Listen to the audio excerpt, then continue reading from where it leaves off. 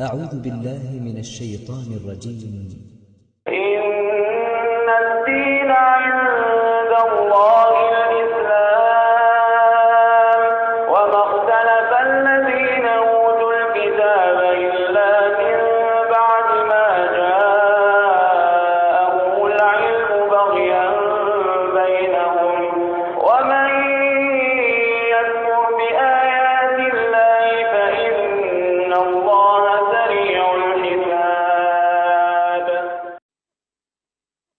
Good afternoon, Dr. Naik. My name is Izzy Westbury. I'm the secretary here at the Oxford Union. I have a very short question to ask. You talk about the hijab being something that serves to protect a woman. Surely it's extremely patronizing and degrading to prevent a woman from making that decision for herself. How could you answer that? What's the question, sister? I said, in your speech, you talk about the hijab being something that serves to protect a woman. But how is it not extremely patronizing and degrading in not allowing the woman to make that decision herself? Sister posed a very good question, that when I say that hijab is required for a woman, isn't it not degrading for the woman to patronize it? Isn't it degrading? If you read the Quran and Islam has prescribed hijab. That means the woman should be covered. The only part that can be seen are the face and the hands up to the wrist. This is for the modesty. And it is not only mentioned in the Quran, it is also mentioned in the Bible. If you read the Bible in the 1 Timothy, chapter number 2, verse number 9, it says that women should be dressed up with shamefacedness. They should be dressed up with sobriety and should not wear braided hair or gold or pearls. It's further mentioned in the 1 Corinthians, chapter number 11, verse number 5, 6. The woman that does not cover her head, then she dishonors her head. Her head should be shaved off. Anyway, I don't agree with this. I'm just quoting you from the Bible. Same way, if you go to the Vedas, it says that the woman should cover the head. So all the religious scriptures, they talk about the woman covering their head. It is for modesty. It is not to degrade the woman.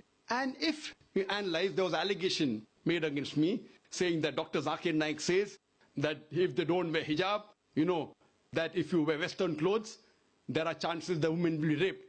It is a misquotation again. What I said, that if women wear revealing clothes, they have more chances of being raped. What I was doing, the same newspaper, Sunday Times, which spoke against me 1 year before, on the March of 9th, 2009, Sunday Times carried an article.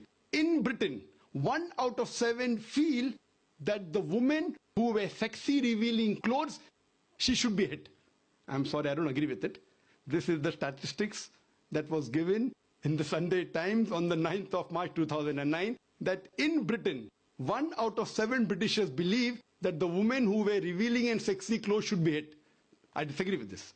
Furthermore, one more article came in 2005 in the same newspaper, Sunday Times. It said that 26% of the Britishers, they feel that wearing revealing clothes is partially or totally responsible for the rape.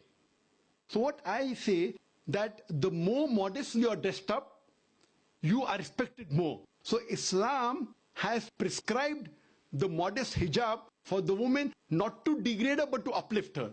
I do agree there may be cultural differences. Islam cannot force anyone to adopt it. There are cultural differences. For example, I'll give you an example. That some societies, what they feel, that even looking at a woman is immodest. Some societies feel looking is no problem, but touching a woman is immodest. Some of the societies feel shaking hand is no problem. Some societies feel kissing no problem. Some societies feel doing anything as long as both agree is no problem. Different societies and different cultures have got different rules and regulations.